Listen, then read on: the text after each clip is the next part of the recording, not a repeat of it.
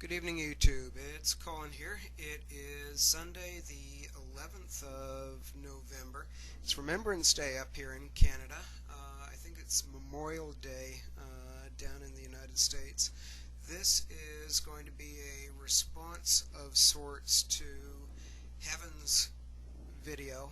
I can't pronounce your entire name, so I'll just leave it at Heaven, and that'll hopefully be the last time I use that, because quite frankly it detracts from the seriousness of the material that you're presenting.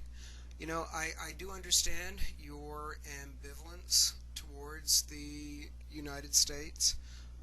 I spent most of my teenage years being deeply ambivalent towards the United States as I was struggling to figure out what the hell it meant to be a Canadian.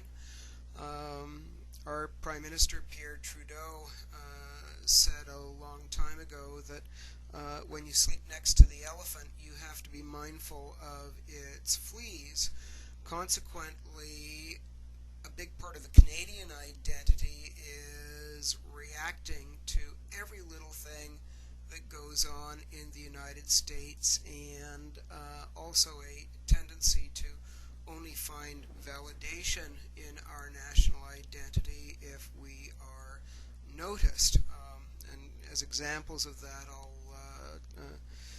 could list hundreds of Canadian actors and actresses who have trekked to the South to make a name for themselves in the United States.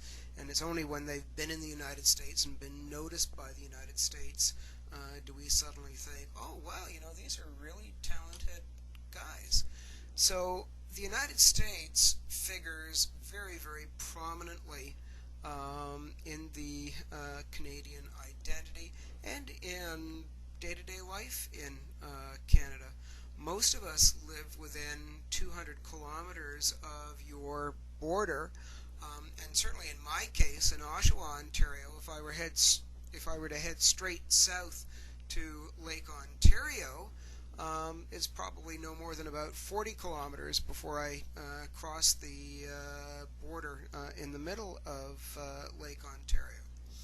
Now, over the past few years, say 6-7 years, I have had an opportunity to travel pretty much the entire length and breadth of the United States east of the Mississippi. I'm still, unfortunately, at a deficit west of the Mississippi.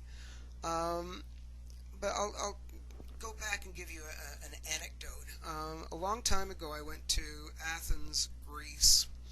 And as I was leaving Athens, Greece, waiting at the airport, I struck up a conversation with this huge, hulking Texas guy who turned out to be an engineer trained at Texas A&M University, a true Aggie. Now, this guy had been doing engineering projects over most of the Eastern Mediterranean. I had just come back in a very circuitous way through Egypt in order to fly out of Athens. And this guy, better educated than I am, at least on paper, started getting into a story about he had crossed the Cyanide Desert. That's Cynide, if I spell the word correctly. Not the Sinai Desert, but the Cyanide Desert. And this guy had worked in Egypt for a year and a half, and he didn't know the correct pronunciation of that particular geographic body. Now, I've traveled quite extensively over the past 15 years, and I gotta say that the perception of Americans abroad pretty much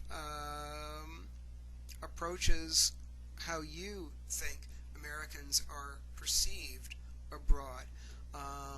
Uneducated, uncultured, boorish, loud, aggressive. All that being said, in my experience, Americans are some of the most open, generous, kind, compassionate people on the face of the planet.